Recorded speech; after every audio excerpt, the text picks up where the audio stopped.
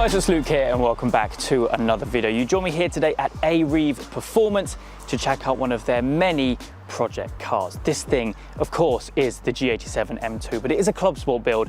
It has been fully done already. These things are still being delivered thick and fast, brand new, yet the guys here at AReeve have already got to work and built a bit of a track monster. It's actually running a whopping 610 brake horsepower, so a huge increase from the 450 odd that these things are when they rolled off the production line. But yeah, a Clubsport build is going to be mega fun, and it's actually my first ever time filming and experiencing and going out in a G87 M2. Of course, we have the what seems to be now infamous S58 engine, twin turbo. It is a stock turbo car, at least for the time being. Of course, we are joined today with Aaron from AReeve. We'll get him on camera, introduce him, and then he can show us basically what he's done to get 610 brake out of this Clubsport build G87 M2.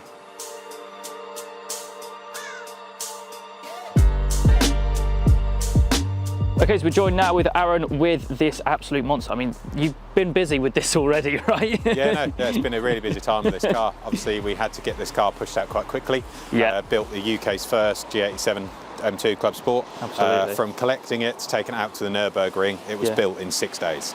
Oh, so you've already done a ring trip in it? Yeah, went over to the ring for the Circuit Days track day in October as the final track day, just to give it a bit of a shakedown. Yeah. Dale from Bridge to Gantry took it out as well, and gave some really great feedback, and he really enjoyed the car as well. So literally, it was a case of collecting it, bringing it straight here, and modifying it. Yeah, pretty much. It done. So I actually gave it to my wife to use for a few days, taking the kids to and from school. Yeah. She done about 500 miles in it, and went straight out for a track day. Awesome, that's what I like to hear. Performance-wise with this, it's a tricky one, isn't it? Because they are quite hard to tune. Yeah, currently, so the ECUs are all locked. We tune quite a few of them, these and G8 M3, but we have to send the ECU away to Femto in Finland. It's quite a long and drawn-out process. We generally takes about a week to 10 days to turn around. Whereas as it currently is, we've developed our own tuning box for these. So the hardware is made by a company we use in Germany. Then we've developed all our own software. But plug and play, 20 minutes-ish or so to fit. As it's just a really good package. So on a stock car, completely stock, as tested on Auto ID's car the other day, 470 horsepower that car made is stock. With our tuning box, 570 horsepower and an additional 120 newton meters of torque. Wow. Obviously cars that you can remove the OPF on as well. Now obviously we do stress that is obviously for off-road track use only. They gain around 120 horsepower from a plug-in tuner box. It's phenomenal, really. Pushing this car to 610 horsepower. That's some serious numbers, considering you can't really unlock massive amount of power initially, but it's still a huge jump. Yeah, it's a huge jump, and to be fair, it's as much power as you would get out of one, you know, as a stage 1 car anyhow. True. But this is full plug-in and can be removed for any reason or dealer visit within about 20 minutes. Wow, fair enough. And then in terms of supporting mods, it's literally just intakes. Yeah, just a ram air intake on it as well. Just gives a little bit more noise and a little bit of a performance advantage. Other than that, completely stock engine. Fair play. And obviously, like we said, well, the UK's first Clubsport build. It is, one of these. UK's so there's first, been a lot of other. This car gets so much attention as well, like over social media and Nürburgring and other track days as well. It's quite pretty awesome how much attention it gets. Absolutely. I mean, going around the car, I mean, I suppose wheel setup and suspension setup? Yeah, so it's got BBS CHRs on it with their new BBS Unlimited fitment. So these are actually a really high offset, or low. So they're actually ET0 to obviously give them completely flush. They are a 11 by 19 inch square setup with 295 AD09s all the way around. 295? Nitron R3 coilovers, but with their new Electron version. So we developed them with Nitron, so it maintains the factory EDC, so you can have it in Comfort, Sport and Sport Plus mode while still being an actual true proper coilover. Yeah, of course. Obviously we've got some carbon on it as well. We've got Auto ID's TRE carbon kit as well. Obviously their side skirts, the front splitter. We've got a new front splitter coming as well. It's an adjustable 3-piece splitter. Oh, nice. Rear wing from our friends in Germany in Versus Performance. That is the GT3 underslung, like the new GT3 RS has. Exhaust wise, we just have an Active Auto Works equal length mid pipe, stock back box, still sounds really nice, and obviously gains a performance advantage as well. Got the 50th anniversary badges on the car, which add a nice little feature to it as well. So been any kind of underbody bracing, or is it literally no, we've got a few of our kinematics that we tend to do on the M2s as well. So this has got Millway rear toe arms, Millway rear uniballs in the lower hubs as well, and in the subframe. Just obviously helping when it's a vehicle's lower to maintain that rear. Same as got the Millway front control arm bushes as well on it as well. And then if we move to the interior side, we've got our Cobra Nagaros, pretty much our go-to seat whenever we build any cars. Carbon shells. Sean Goslin's from Grid's seat rail kits that just obviously direct fit and bolt in. And then the cage that we had made, obviously being the first in the UK, nothing is off the shelf yet. And a rear seat delete kit, and then some Schroff harnesses. Awesome. Now, in terms of the brakes, are they upgraded or stock? Yeah, they are. So we've got braided lines on the car, Motul RBF 660 fluid, Tarox front pads, they're Corsa compound, and we've got EBC blue in the rear. On the rear. Now, normally we wouldn't mix compounds, but at the time, there's just not many parts available for the car. That's it, but Tarox we've worked well with, as do EBC. Yeah, for sure. And in terms of like coolers and stuff like that, that's all completely stock coolant, stock fuel. Our plan with the car is to obviously go a little bit further power-wise with it as well.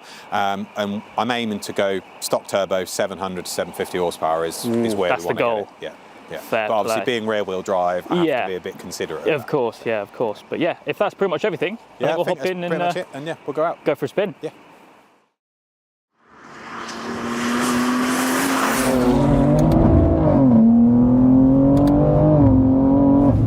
Got the shifts, you get like a really deep kind of explosion. It does. Obviously, everyone said with the 8-speed ZF box, it was the wrong gearbox for an M car. But having now tracked this and obviously had a G80 and then a Touring as a daily, it's phenomenal. And when you put XHP software in them as well, it really transforms them. XHP Stage 3 is faster than any DCT. I had it on my M140. It made a huge difference. So is this on the car now? Yeah, this has just got Stage 2 XHP. Sometimes the Stage 3 can be a little bit harsh, but it is really, really good. And the nice part of it, obviously, you knock it into drive and it just becomes a lazy auto just for commuting. And so, this car it's just awesome. Like, see what I mean about the delivery of power? I think it's a real sweet spot. I think if it was more, it'd be too much for a rear-wheel drive car. And bearing in mind we're on semi-slicks on a wet day as well.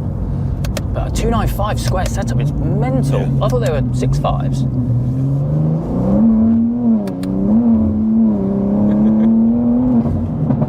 I see what you mean. It's just enough.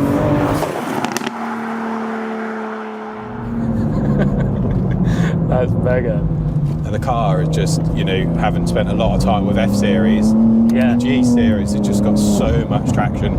It's funny because when this was released, when the 240 was released, or any of the G-Series cars, everyone hated them at first.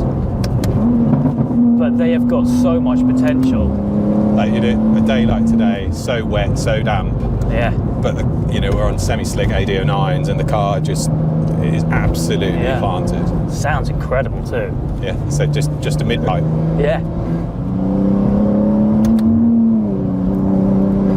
The suspension's really good because it's a super bumpy road. Yeah. It's just in its comfort setting, but if this was a normal coilover, it would just be bouncing all over the road. Absolutely. Yeah.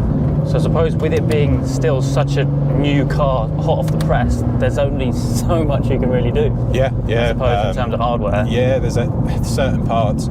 A few of the parts cross over from the F-Series, like the rear toe arms are the same. Yeah. The lower control arm bushes for the subframe are the same.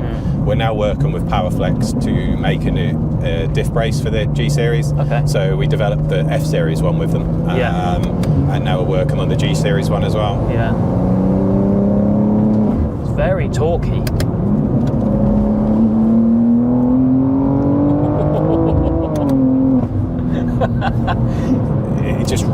It's a real sweet spot, 610 horsepower in an M2 that everyone goes chasing power, but you don't always need to.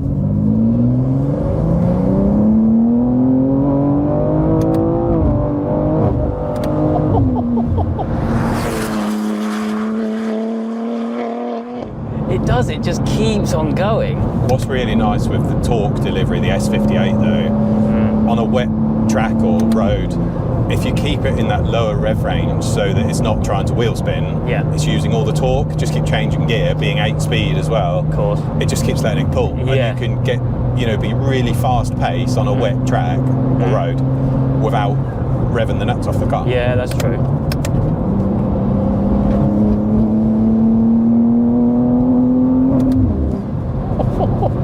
I love those upshifts.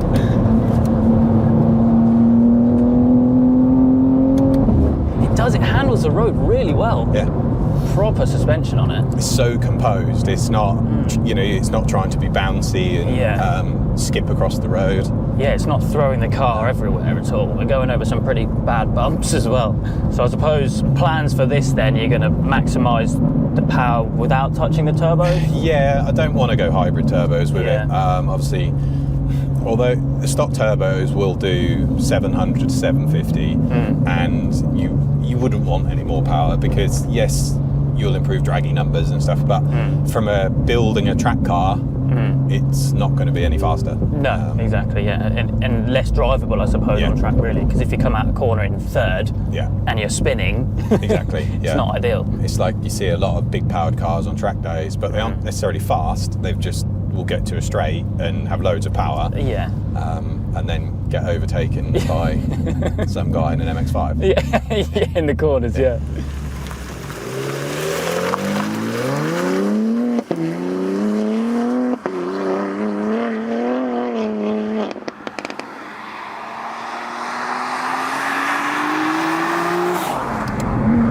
This has to be one of my favourite sections of road. Oh, really? Locally. It's a section of road that any car I've ever owned I've always brought down because it's sort of my own little test track. Intake is very subtle, but you just get that. Yeah, it's just it's not excessive, just a nice noise.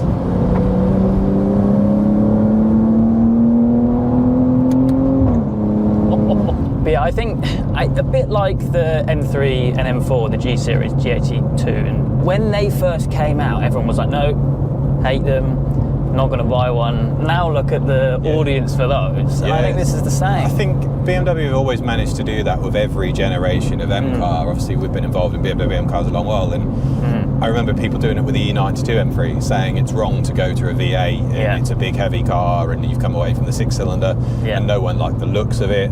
But now, the E92 M3 has become a bit of a household M car, and specifically the G series as well.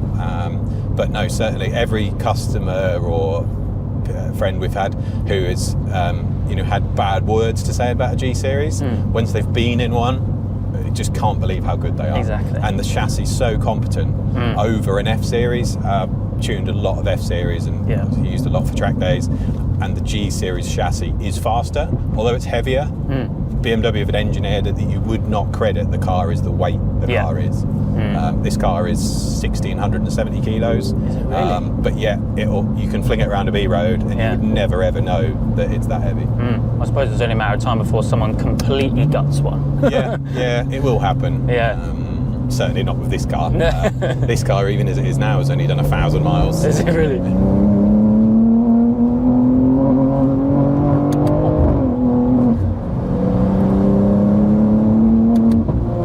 I think a lot of people are going to change their mind on them. I think they haven't already. There'll be a few around at track days this year, especially at the Nürburgring. Yes. But I think 2025 is probably where you'll start to see a few, as they've started to come out of warranty. And stuff like that. Because your customer base for people modifying cars that are brand new and still in warranty is considerably, obviously, smaller than that when a car is out of warranty. We've got a lot of customers who've bought these or G80 M3s and want to modify them, have already lined up what they want to do, but they're waiting for the warranty to run out because they don't want to invalidate it. There's not many people that will buy a car brand new and pull it to bits. Pretty much what happened with this. Pretty much what you do with every single car. But but it also creates a talking point with people as well. Absolutely, Some people think that you're absolutely bonkers for pulling a brand new car apart, but ultimately, part of the fun. Someone buys a car, it's their car to do what they want to do with. Absolutely. But no, it's definitely a a cool example to have your first experience in one of these. Yeah, that's for sure. it's an awesome car. The more time I've spent in this car, and I haven't driven it an awful lot in all fairness, the more I just really get to enjoy it. There's a few of us going on a few road trips this year that we plan in the UK and obviously across the ring, and this will be my car of choice. That it's you know, quiet when you want it to be, and yet really capable car when you want it to be. Absolutely. And maybe I'll catch you out the ring then. Yeah, get a few laps hopefully in. be out at the ring. Yeah, that'd be really cool. But I do think that with a little bit of development of this car, I genuinely think we can get this car below 7 minutes bridge to gantry. Below 7? Yeah. You know, just feeling how this chassis feels in comparison to our F series. Yeah. And the times that this can do, and we've done a couple of albeit wet track days at Snetterton and got some really impressive times out of this car. And I think that somewhere like the ring especially, there's more flowing than a short circuit. Yeah. It is definitely a sub 7 car. Wow. Fair enough.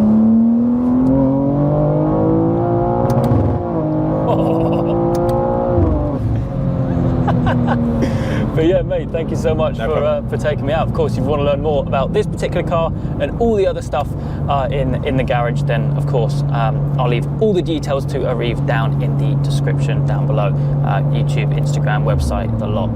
But yeah, mate, thank you so much again. No worries, buddy.